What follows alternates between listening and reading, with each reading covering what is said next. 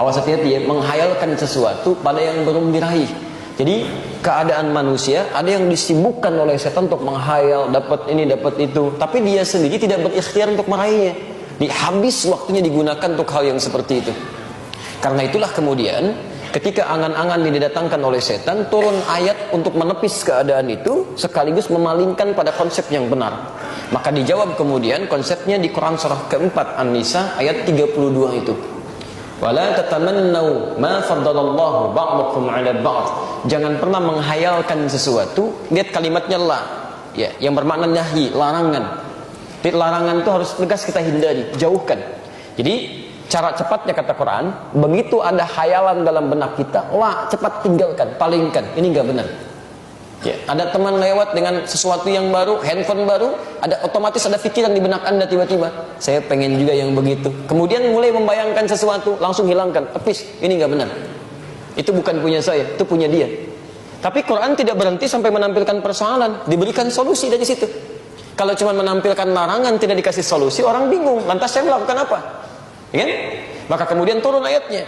Lanjutkan, lirijali nasibun mimma iktasabu walin nisa'i nasibun mimma iktasab. Ya, seorang lelaki akan meraih keutamaan atas apa yang telah dia ikhtiarkan.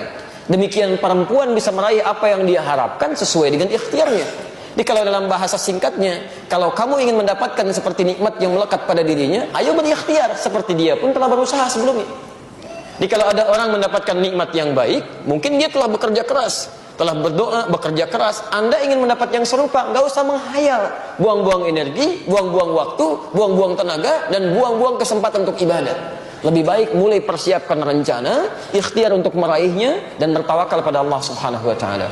Apa kaitannya dengan cita-cita dan harapan serta perencanaan? Dijawab kemudian di Quran surah ke-59 ayat ke-18.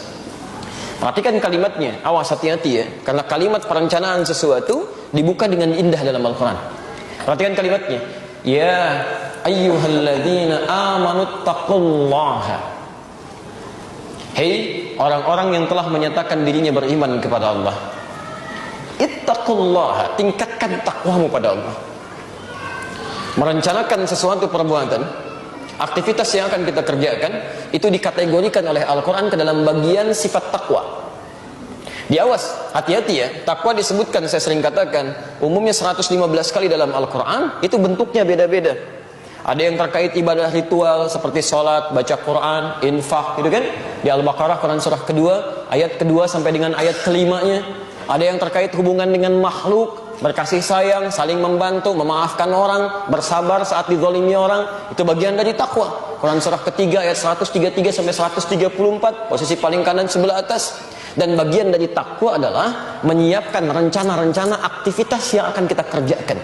Jadi orang yang selalu punya rencana dalam hidupnya, itu bagian dari sifat takwanya. Secara tidak langsung, orang yang tidak pernah punya rencana dalam kehidupannya, nggak punya planning nih, nggak jelas. Ya, besok mau ngapain? Ya, jam 7 ada di mana, jam 9 kerjakan apa, dia masih bingung untuk memahami itu menunjukkan kadar takwanya masih rendah. Jadi Quran itu mengarahkan kita pada sesuatu yang efektif, kesuksesan yang terencana sifatnya, dan dengan perencanaan itu setengah dari kesuksesan bisa kita raih. Ya, teman-teman, bahkan saat Anda keluar dari masjid ini pun ditanya belum tahu apa yang Anda kerjakan, berarti ada sesuatu yang belum terencana dalam kehidupan kita. Habis ini mau ngapain? Belum tahu, nanti aja deh, nanti aja. Bukan nanti saja, ya, bukan bagaimana nanti bagaimana, lihat, rencanakan. Dan ketika Anda merencanakan, perhatikan, orang beriman dan bertakwa, rencananya beda dengan orang yang belum beriman dan belum bertakwa. Wal tanzur nafsum ma qaddamat lighad.